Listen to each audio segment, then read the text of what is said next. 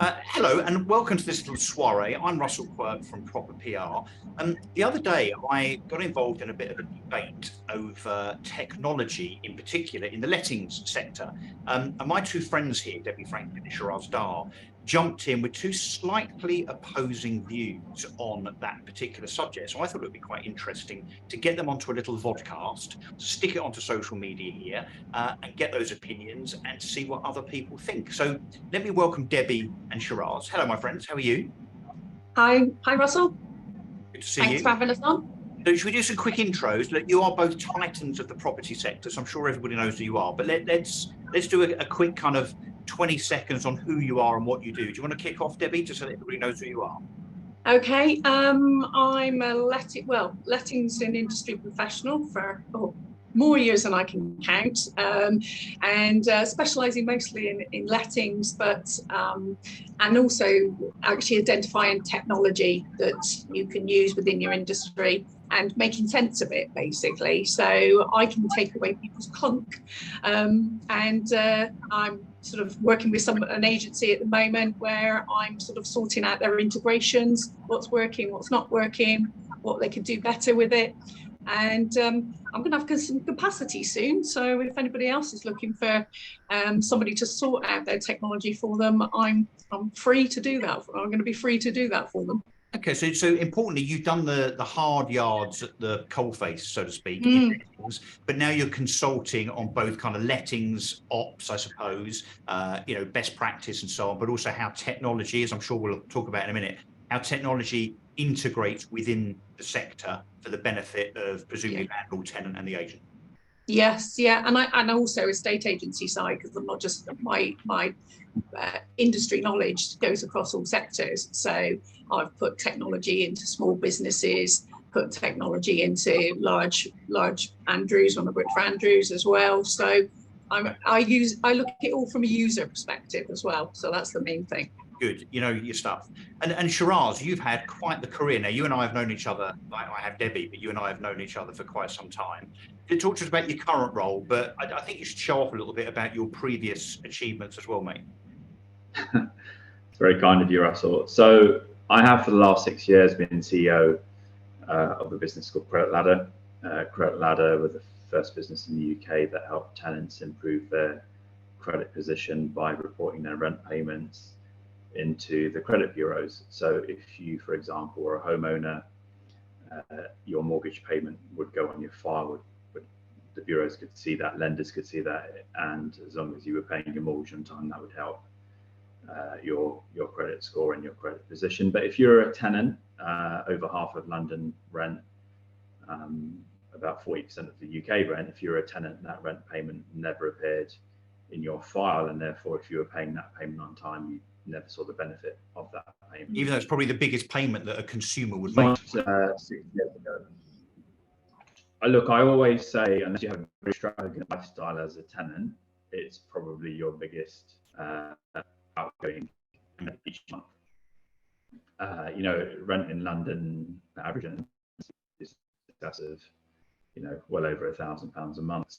So that payment was not finding its way into effectively the financial ecosystem. So we started working with Experian and Equifax and TransUnion and now Crediva, which is part of LexisNexis. So we are the only rent reporting platform that reports into the 4 biggest bureaus in the UK. We're not shy off now having reported £1 billion worth of rent. That's good. And that helps tenants borrow at sensible rates. And with a number of people, we've also helped get a mortgage as well. And historically, the business has also been backed by HM Treasury. So we like to think what we do, has an all-round benefit. That's quite some validation, isn't it? Government validation is quite some validation. Yeah. Frankly, when we got government validation, it was relatively stable. Well, we actually had a government. Let's not go there. And your background, Charles, your background is obviously, look, knees deep in marketing, right? At a high level. Yeah. Look, my background is as a marketer. So I started my career in soft drinks for Britvic and Pepsi. For those people that have ever drunk J2O, I launched that many years ago. And most of that background's been in either soft drinks, in food, or kind of in the tech space. So for those who remember, Find a Property, pre-merger with Zoopla, and obviously we have Prime Location. I was CMO for that business within the Daily Mail group before it merged with Alex and his team at Zoopla. And Russell, we first came across each other probably, I'd say, close to 10 years ago. Mate, when 12 years ago, 2011, 12, yeah, so nearly 12 years ago, I think. Yeah, and that was part of what I've done historically and still do today, which is invest in startups. I mean, primarily I would say kind of like finance and property, but other sectors as well. So food and travel being two of the more latest ones. So yeah, marketer originally, still dabble a little bit, but tend to leave it to the youngsters. And running the Credit Ladder business and investing where I can. You know, time is always a tough constraint, but try and add value in that space as well. Great. Okay. Well, look, thanks both of you. So that's good intro. So everybody knows kind of your provenance, where you come from, and how you're qualified really to answer the questions that I'm about to throw at you. So the LinkedIn post that was put out there the other day, I think it was from David at Today's Conveyancer, I think, that we all kind of commented on, was around the kind of digital estate agency type thing. So I guess my first question would be, and obviously, Sheraz, as you say, you and I know each other from our kind of eMove days, and the kind of the rigors of that particular experience. Let's talk first of all about the difference between what people know as online estate agents and then lettings, and lettings that might have, let's say, more of an online flavour. So like, for instance, OpenRent, which obviously you're involved with, Sheraz. So I think it's really important to bottom out the fact that those two things are different. So we talk about online estate agency. I've talked a lot recently, not just because of eMove's failure, but because of what's happened with, oh crikey, Hatched, House Network, 99 Homes, Doorsteps, and now Purple Bricks in terms of their woes. Online estate agency does not work in terms of the model, which is defined by technology platform, cheap fees, and kind of a commoditization, therefore volume. Lettings is different. So Sheraz, do you want to kind of explain what you think the differences are between online estate agency, but then the online lettings world, and why they're not the same? Yeah, look, for anyone that's listened to anything I might have said over the years, whenever there's been a debate about online agencies, one of the first comments I've always made is you need to distinguish between sales and you have to distinguish between lettings, because they are chalk and cheese. The only thing they have in common is actually there is a property at the epicenter of the transaction. Apart from that, for me, they are completely different. And why is that? Well, I'd say at the most basic level, one can be quite an emotional transaction, which is a sales transaction, and I'm now talking from the standpoint of the person selling the home and the person who owns the home that is being made available for rent, basically the landlord. Yeah. Typically, landlord, it's a transaction for the landlord, right? So we have emotion on one side and we have transaction on the other side.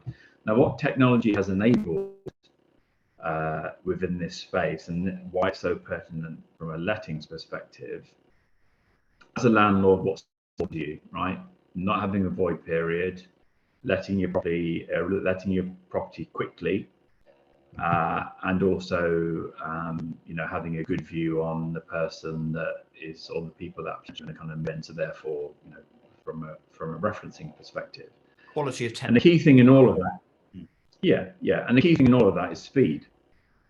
So technology enables speed, and as a landlord, and I also talk from personal experience, as a landlord, that's a key part.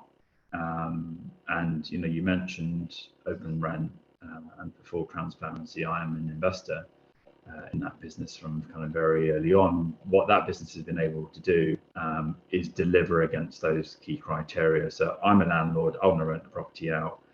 And then also the flip side, which is an excellent user experience. They want to see what's available. And one of the big challenges we had when I was on Find Property or Prime Location, as examples, were ghost listings, right? Listings that went on that weren't genuine. So clickbait almost. Essentially, I can tell you the typical conversation.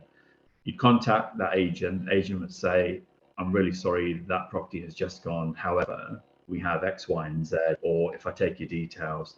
And then they call a landlord that they knew saying, I've got a tenant, what's your current situation? And I've been on the receiving end of those conversations. So I think works because it's not emotional, it's largely transactional, it's about speed, and it's all the things that technology enables. Right. Sales is far more emotional. Okay. So Debbie, Sheraz has talked a lot about the technology importance there. If I pushed you to answer this question that I'm about to ask, but without saying both, I'd be interested to hear what you say. So the question is, as a letting agent, if you had to choose one of these as the most important aspect, technology or relationships, which one would it be? So technology or relationships, what's the most important? And you can't say both. Okay. As a letting agent, I think it is relationships, because I think that's where you can add value as a letting agent. Whilst technology can underpin your day-to-day, the actual doing the transaction. However, where a letting agent can add value to landlords is through the added value that they can give in terms of extra advice, the trust and the experience side of things to those landlords that don't actually they go into something but don't have all the knowledge or the time to do everything. So whilst I take on board what Sheraz is saying about the speed and actually open rent is actually a great platform, and I know a lot of landlords that use that, but 46% of landlords actually don't use, or 46% of landlords actually use a letting agent, and there's a reason for that, and it's very much. Why is that? So that's nearly half, right? That haven't gone down the route of digitizing the process, which is easier and cheaper, right? So why? I think because actually only 5% of landlords, according to the English private rented sector survey, only 5% of landlords are doing that as a full-time job. So there's quite a lot of landlords, so that you get your experienced people who will, they've got the knowledge, they've got the experience, they've got the time to be able to let the properties themselves. But for those people that haven't got the time, and a lot of us are time poor, they would rather go to an agent, and also they haven't got the experience and the depth of knowledge with regards to all the legislation. And there's so many, there's over 150 pieces of legislation that affects our industry. So they want their hand held, Debbie? Yeah, they do. They want their hand held, and people want to be guided. Can't technology do that? It won't do everything. So it's not going to add there's so much information out there, and I see it on landlord forums all the time, and private landlord forums, where they get themselves into a problem, and actually very often it's because they haven't set things up right from the start, so properly, and that's through lack of knowledge, time, etc. So there's a lot of people that are very confident to go and do it themselves, but there's a lot of people that aren't, so they need that relationship with a good letting agent who's going to do that side of things for them. So do you think then a platform, and look, this is not an advert for Open Rent because others are available, but using Open Rent as the largest kind of what you would call self-serve platform, do you think that those self-serve platforms then, Debbie, are only for very, very experienced landlords that, perhaps properties done lots and lots and lots of lets and therefore have experience. So do you think it still remains niche, and that the majority of landlords, because of their inexperience and because perhaps they're casual landlords or accidental landlords, they need people more than they need technology? Yeah, I mean, you're always going to get those people that won't, that you get the experienced people, but you'll get some people that won't pay the letting agent. But actually, as letting agents, probably what we've not been good at is selling the value of what we can do for somebody over and above what the technology can do. Yeah.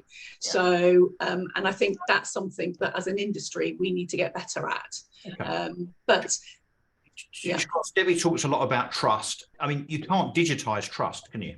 No. And I'll give you an example.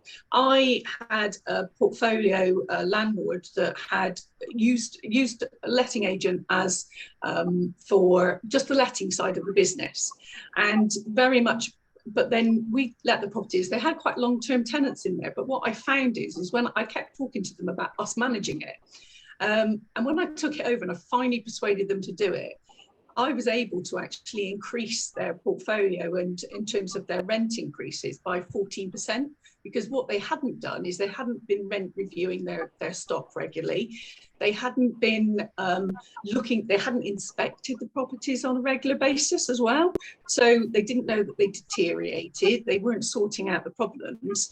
So I was actually, as a business, we were able to take that portfolio, immediately bring their rentals not completely in line with market value, because revalue it, tenants, but revalue it and reassess everything, and also then look at improving, because actually tenants had sort of had problems, but nobody was actually doing anything with it. So we were able to be proactive, and that's the thing as an agent, that you can be really sort of, technology is not going to do that bit. That's the big risk. So Sheraz, Debbie makes quite a strong argument there that, you know, it needs people to get involved to do the kind of the edge case stuff, particularly when it comes to knowing value. So technology can't do that. So I don't know what your response would be to that in terms of whether that's necessary. But also the bit about digitizing trust. I think that trust is super important in any relationship, B2B, B2C, whatever. So how I mean, is it important for trust to play a part? And do you agree that it's important? And can it be digitized? I guess are my myriad of questions there. So trust and digitization, and talk to us about your response to what Debbie said around, you know, open rent. Presumably don't ring up a landlord and say, hey, you've undervalued that rental by about 15%. You could get more for it. Let me try and tackle those questions one time, but let me also take a step back. So Debbie talked about the percentage of people that use a high street agent. I think Debbie said 46%. So I guess let's turn that around. Russell, you know a lot of numbers. Let's turn that around. So over half of landlords don't use a high street letting agent. Let's rewind the clock back 5 years ago, 10 years ago. The share for high street letting agents is in decline. So I think that is worth just bearing in mind. I don't expect any solution in any industry to solve 100% of the challenges and every single edge case. And in this instance, the tech is not designed to solve every single edge case. Well, the tech does do clearly solve most of the requirements of landlords. So over half don't use an agent. Debbie, I think probably over half that use an agent probably don't use a managed service. They use tenant find. Yeah, it's about 1 in 5. 1 in 5 use a managed service. Yeah. So it's 80% use a managed service, right? So let's say 50% use the high street, 80% use a managed service. So we're saying, and 50% don't use the high street anyway. So you chuck all that into the equation. What spits out at the other end is 10% use a managed service from the high street, 90% either self-serve or use high street for tenant, to find a tenant. So And the other thing I'll kind of throw back in is the question around trust. Now, I speak from personal experience in that once upon a time, pre-tech, I used high street letting agent because it was either that or stick a postcard in newsagents or use some newspaper ads, right? So I'm showing my age, right? But that is kind of the process once upon a time. And then all of that now is done online, and would be done online from my personal experience, irrespective of, you know, whether or not I'd interested in that space. I would classify myself as not having a huge amount of time. Being a landlord is not anywhere to stretch a full-time job. But I'll go back to what I said at the beginning, which is that I'm interested in finding good tenants quickly. The good online platforms give you a plethora of information around average rent for that type of property in that postcode or that outcode, right? So the technology is there, whether it's for sales or for letting, to tell you when it comes to sales and what houses sold for, right? I mean, the data is there. The data is available. Good platforms will take you and handhold you through the entire process. Good platforms will talk to you about legislation. They'll talk about EC. They'll talk to you about electrical certificates. They'll talk to you about if you need gas safety. They'll offer those services to you as well.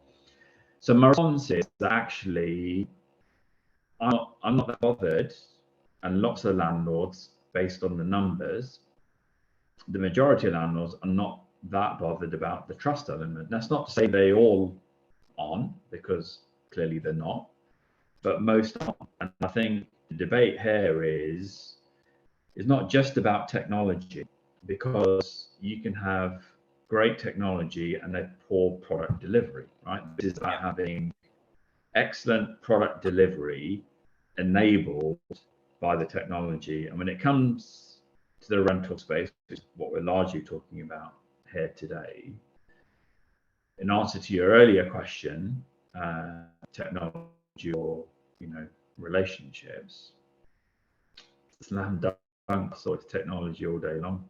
Wow. All right. So answer me this then, Debbie. You answer me this. If technology is important, right? So Sheraz would say it's a 9 out of 10 importance. You might say it's a 6 out of 10 as importance, because the relationship is even more important.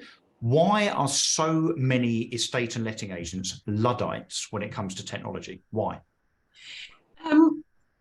Because most estate agency owners and things are salespeople, so they haven't got the time, sometimes haven't got the understanding, because they haven't got the time to dive into deciding what type of tech. There is so much technology out there, and very often is people haven't got the time to do that, so they go on recommendations. I see it time and time again. I see people going on a agency forum or anything saying, what CRM system shall I use?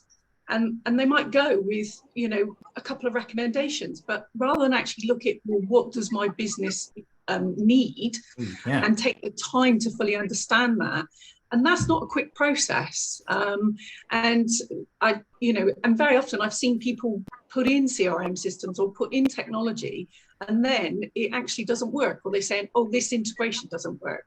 But it's because they haven't actually very often put it in very well at the start, or taken on board with and actually some of the tech providers have got to take some responsibility that their onboarding of things is a bit over promising and under delivering, and the ongoing support afterwards, and where it goes wrong, and that's where somebody like me can come in and unravel why things aren't working, why things aren't talking to each other.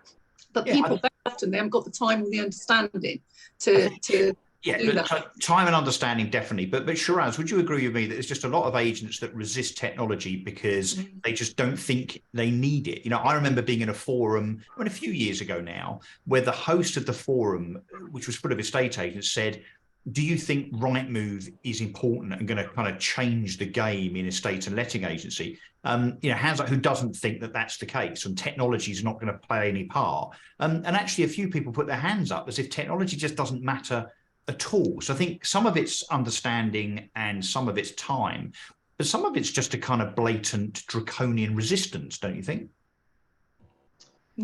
Yeah, look, I do have genuine sympathy for anyone in an industry which is faced with a plethora of this tech can do this and this tech can do that, because the tech should facilitate the end game. And I think in lots of industries, including the letting space, I think there's two things at play. One is you have got good agents who, expand, they grow, they take more market share. I've got a few examples in my local area that do embrace technology and have taken probably the time and effort to understand what tech they actually need. Because we probably all have first or second hand experience of people engaging tech, it going wrong, and it being a very costly and time consuming experience for them, right? So there is a slither of sympathy for sure, because in any industry, that's tough. Where there is, I think, less sympathy is where something can help do your job better. And I'll give you an example, right? So I'll give you two examples. The credit ladder business is designed to help tenants improve their credit position and encourage them to pay their rent on time. Okay. We've made decent traction in the estate agent space, but one of the challenges has always been, why is every single agent not using rent reporting as a mechanism to either attract or keep very good tenants, and also encourage those tenants to pay on time, right? Because I tell you what, if you have a mortgage as an owner or a landlord and you don't pay that mortgage, it shows. Guess what happens? It shows up. You have an issue, right? And so as you kind of trying to build something which helps improve the ecosystem, you can easily onboard, engage at a very, very low level, very straightforward, that actually provides some added value. And I'm not saying that we haven't been successful in that space, because we have been, but I've had some very interesting conversations over time where I'm kind of thinking this person just doesn't get it, right? That's my point. Yeah. Why would you not want your tenants to pay on time, and why would you not want them to improve their credit score? And hang on, if they don't pay on time, should there be a consequence? Because I'll tell you what, if you speak to any one of those owners, they would tell you there should be a consequence, because it causes them a headache and it causes a landlord a headache, right? Or dare I venture that maybe the lettings agents' ideals are not aligned with that of their client, the landlord. Maybe they don't care whether it gets paid on time. Maybe that's a fundamental problem, that the agent doesn't have the best interests of the landlord at heart. So I've experienced that short-termism firsthand, right? And frankly, it amazes me, right? Because my view is you build loyalty and you build trust. That's come up in this conversation previously. And recurring revenue, right? Recurring revenue. Correct. Yeah. Why would you create a one-time only transaction by giving a poor experience, right? Again, irrespective of the industry. Coming back to tech and what tech allows you to do, I'll give you a real life, and it's a tough example because I feel for the 36 people in the scenario I'm just about to give you. I put a flat up for rent. I had to take the listing down within 24 hours at 36 inquiries, right? Going through those inquiries via the tech, because they all messaged through, I could work out very quickly which of those felt like good leads. I was able to set up an auto response. So when the inquiries came in, an auto response went straight out and it said, look, thanks for your inquiry. Here are 3 questions I need answers to, right? And then I'm I'm using the tech via anonymized, as in you don't have to share personal information apart from what's already available on the site, i.e. that they know you're a landlord that's been verified. I was very quickly able to ask and answer any questions. So that 36 very quickly became about 18, and of the 18, 12 put offers in, and then it's a case of deciding who to kind of go with. And I guess my question is, if an agent was managing that listing for a landlord, how would they have dealt with 36 inquiries within under a day?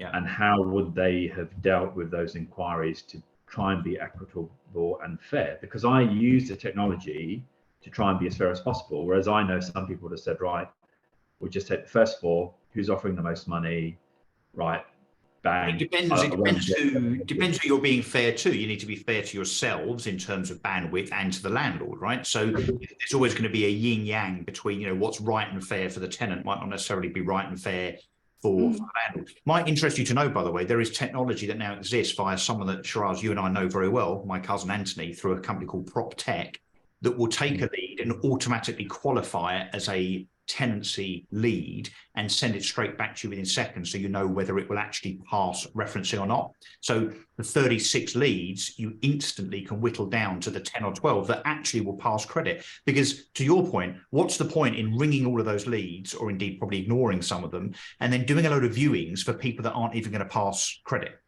So actually, PropTech have solved that. But anyway, guys, look, we should move on a little bit, because otherwise this is going to be an epic thing.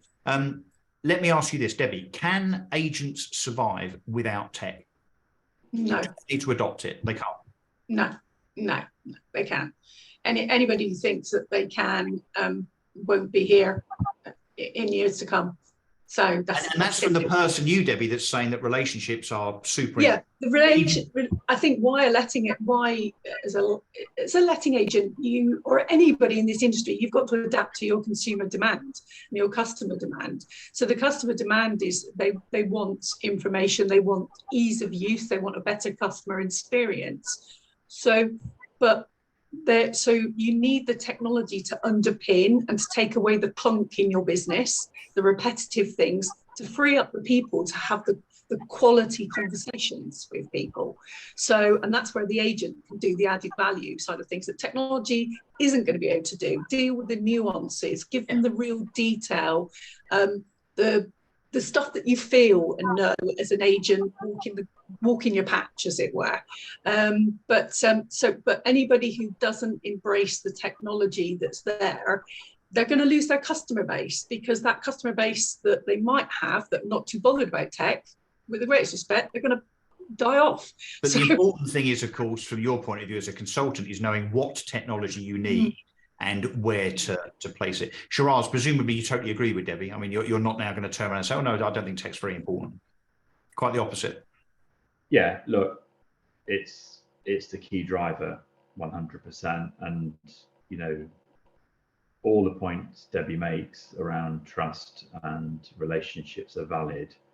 My personal view is they will have diminishing returns, in that the audience it's increasingly relevant for has proven over time to have become smaller and smaller and smaller, to the point where now, you know, it feels like it's a requirement for a relatively small audience. Because that landlord audience is actually saying, well, let's put it this way, right? If I use a high street letting agent, typical let only fees are 8-9% plus VAT. Debbie, is that? Yeah, or sort of most people charge about 70% of first month's rent, something like that. So yeah. You know, and then there is some time involved in engaging, you know, the agent and maybe speaking to a couple and having a chat and having a bit of a negotiation over the fee. Now, some of the online letting businesses are no longer around, right? And we won't go into why, but they're no longer around. Now, I could let that property because, as I said before, I'm not that emotional about it. Most landlords are not that emotional about it. It's largely a business transaction. You know, I could let that with references, chuck in 2 references, right? For under £100.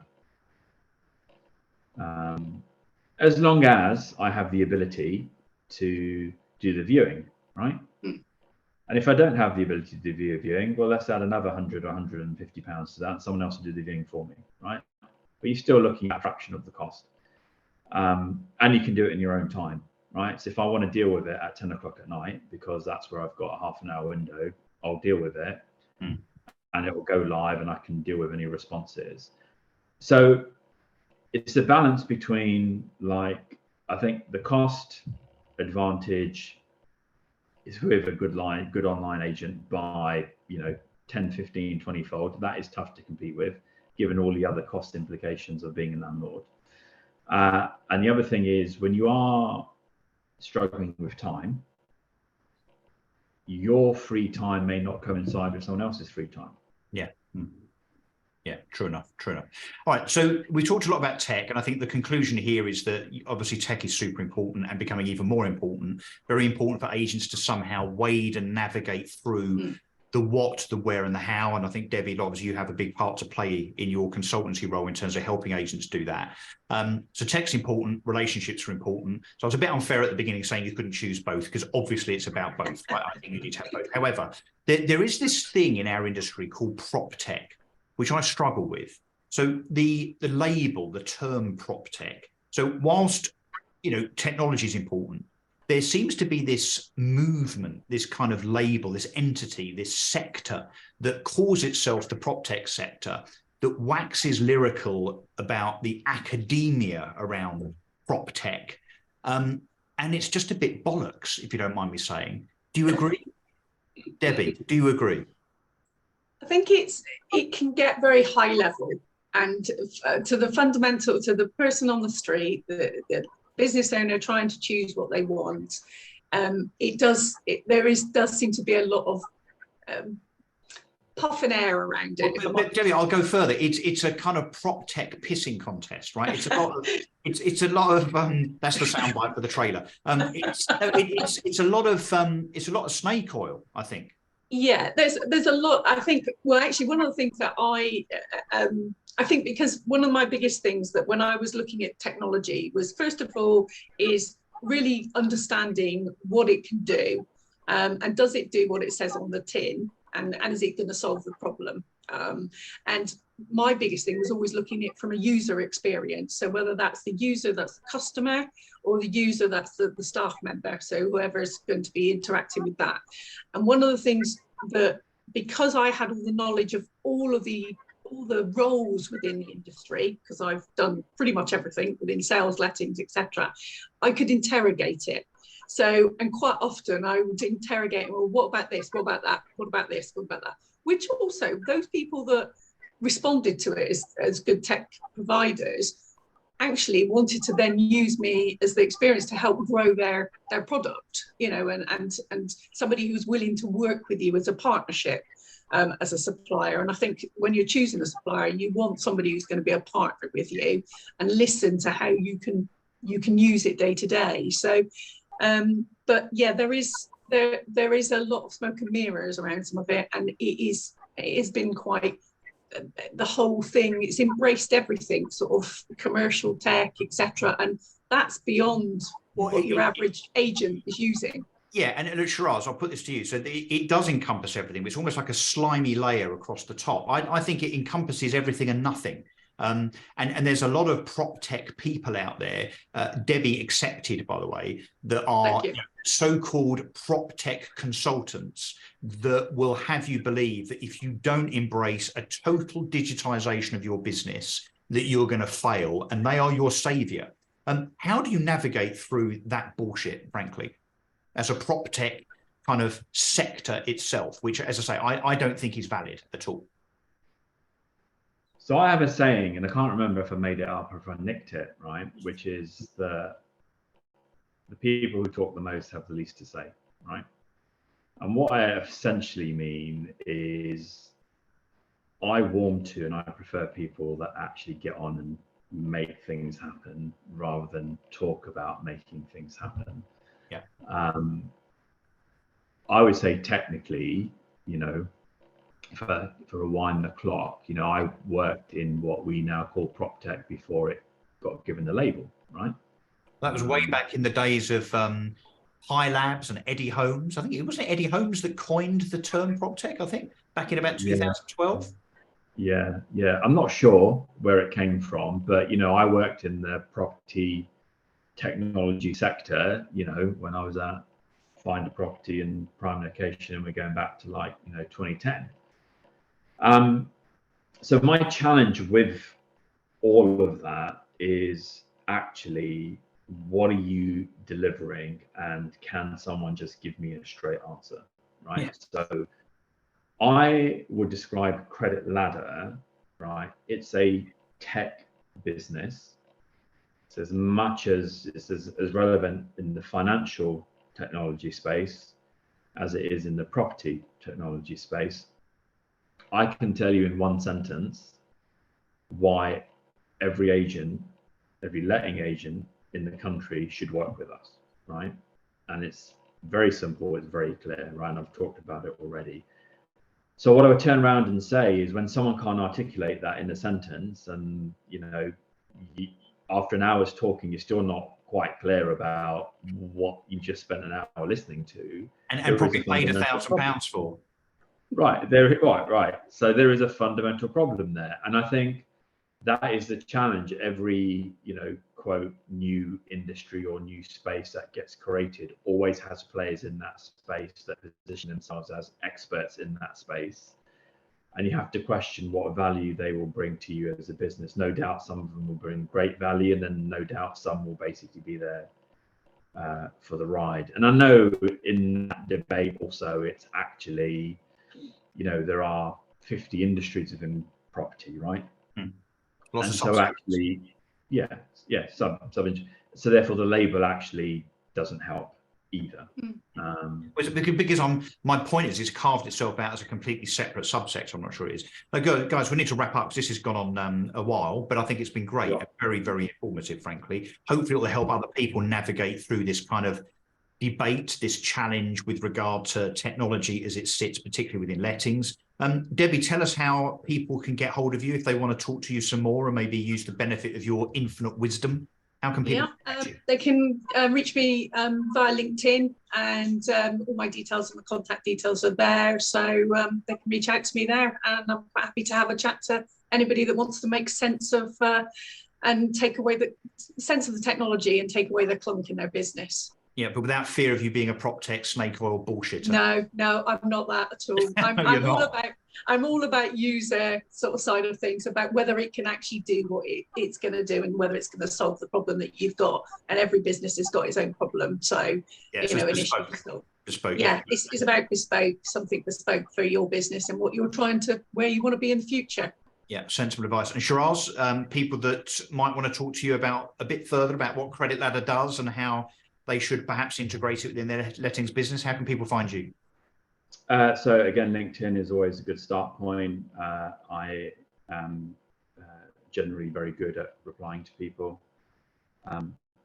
as long as there is some content there. help@creditladder.co.uk, and either me or one of the team will pick that one up.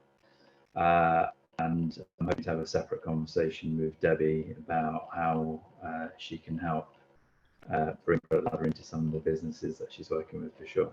Of course, I'll leave you guys to do that. Look, thank you very much indeed. Look, this has been a kind of ad hoc, informal thing. By the way, everybody, Debbie and Sheraz are not proper PR clients, right? This isn't done as some promotional thing for proper PR. If anything, it's done just to promote these guys, because they know what they're doing. They're very, very good at what they do. They've got great integrity, and they're friends of mine. So that was, and I think it's been interesting, don't you? Yeah. No, great. No, thanks. Yeah, 100%.